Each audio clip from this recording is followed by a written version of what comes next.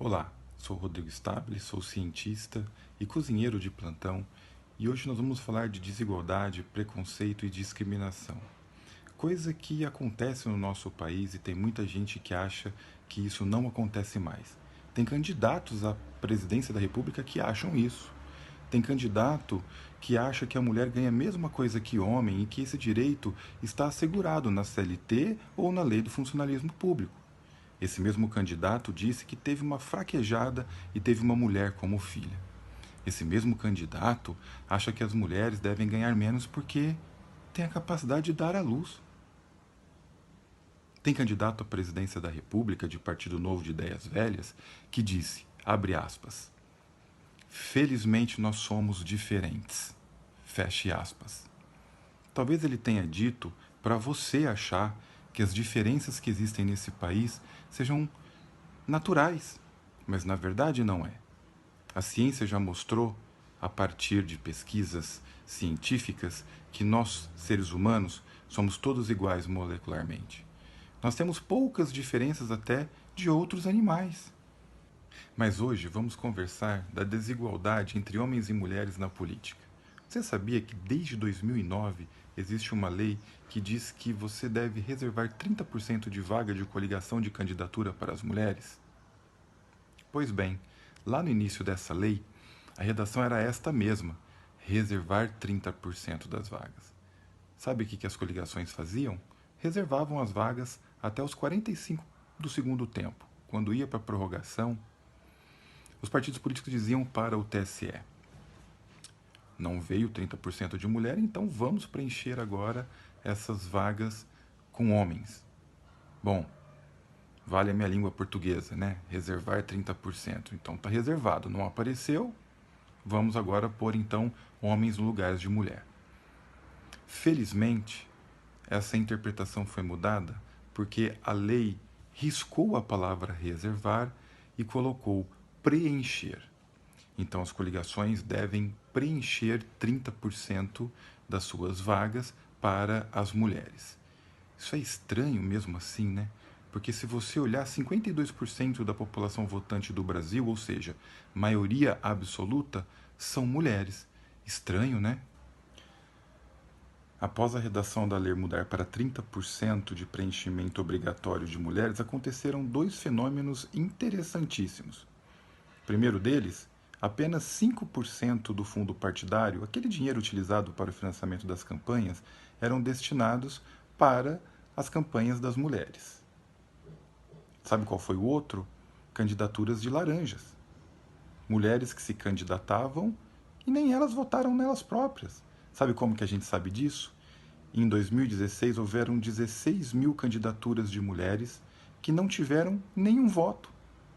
Nem elas votaram em si próprias. Esse fenômeno estatístico aconteceu em 65% das cidades brasileiras. Droga, e eu não acerto na Mega Sena. Daí em 2017 tivemos a mini reforma política.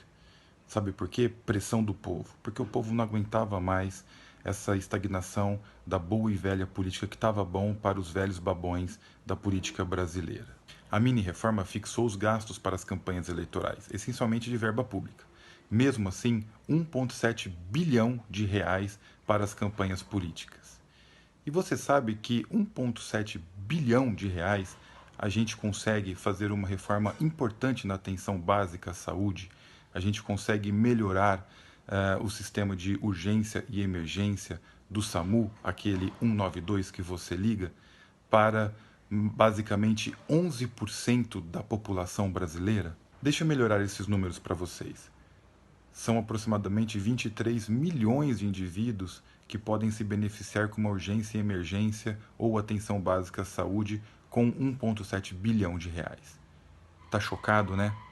Mas vamos voltar aqui para a nossa pauta.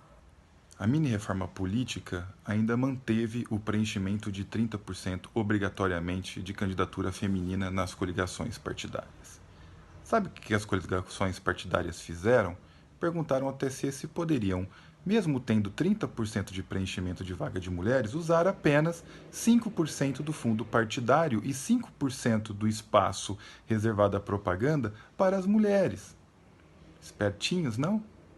Sabe o que o TSE disse? Não, senhor, cara pálidas.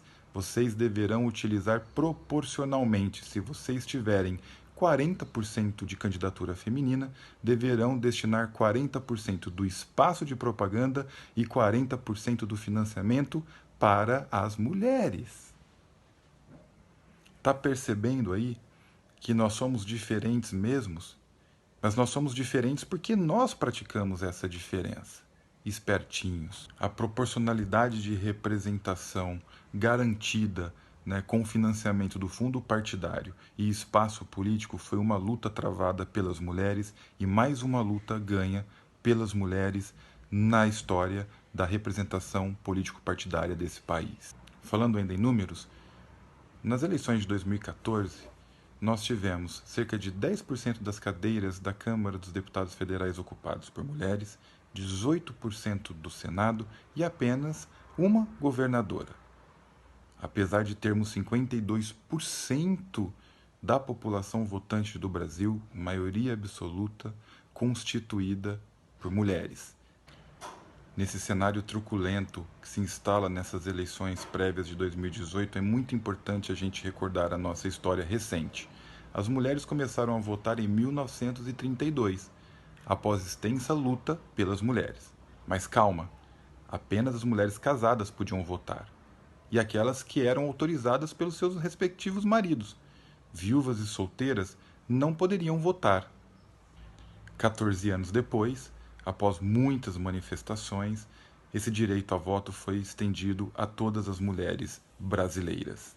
Daí veio o golpe militar de 64, né? Golpe militar sim, ditadura sim, aonde torturador torturavam mulheres e crianças. Eu até achava que era comunista que comia criancinha, mas daí olhando os documentos eu pude perceber que era um cidadão de bem do exército brasileiro que torturavam as criancinhas.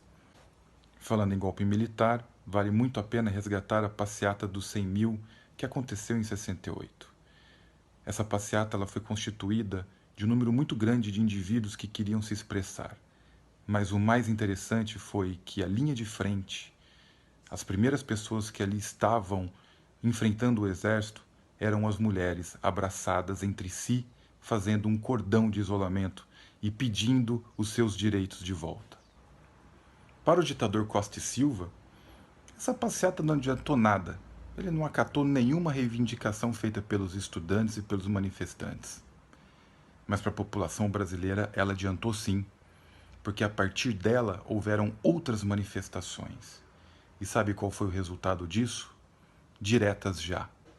O fato é, mulheres, que nós necessitamos ainda de sua incansável luta. E nestas eleições, não vamos deixar que notícias falsas, falsas promessas, promessas milagrosas, ou até mesmo recados explícitos de redução de direito possam prevalecer.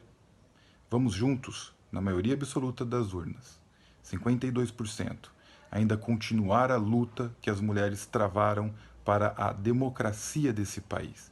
Porque senão, o último que sair, apague a luz.